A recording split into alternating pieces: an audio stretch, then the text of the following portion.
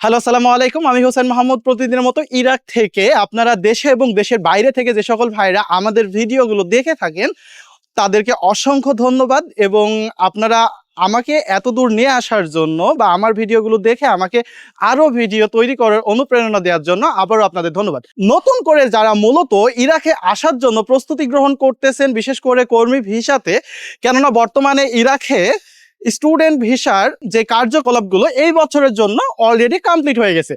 So নতুন করে যারা কর্মী ভিসা ইরাকে আসতে চাচ্ছেন তাদের জন্য সুবর্ণ সুযোগ। বর্তমানে ইরাকের ওয়ার্ক পারমিট থেকে শুরু করে এবং অন্যান্য ভিসাগুলোতে আসতে পারবেন।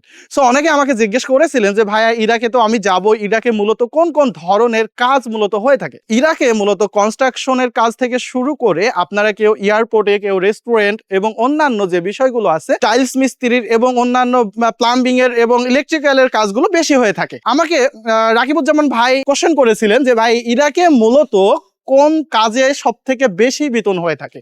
সো আমি অনেক কর্মী ভাইদেরকে জিজ্ঞেস করার পর বা জানার পর তাদের তথ্য সংগ্রহ করে আমি বুঝতে পারলাম ইরাকে মূলত বর্তমানে ইলেকট্রনিক্সের, প্লাম্বিংয়ের এবং সেলুনের কাজগুলোতে বেশি টাকা ইনকাম হয়ে থাকে।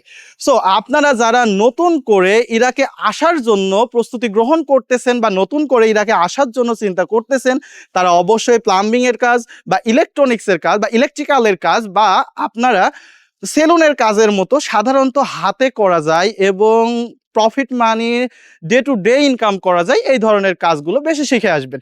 এছাড়াও আপনারা যদি কোম্পানি ওয়াইজ কোনো কাজ করতে চান, এটাও আপনাদের জন্য ভালো এবং এটার ফিক্সড স্যালারি হিসেবে থাকে। সো শুভ হোক ইরাকের পথ চলা সবার জন্যই। ভালো থাকবেন। আমি হোসেন মাহমুদ, ইরাক থেকে। পরবর্তীতে কোনো ধরনের আপডেট লাগলে বা ইরাক সম্পর্কে জানতে আমাদের পেজে আমার সাথেই থাকবেন। সালামু আলাইকুম।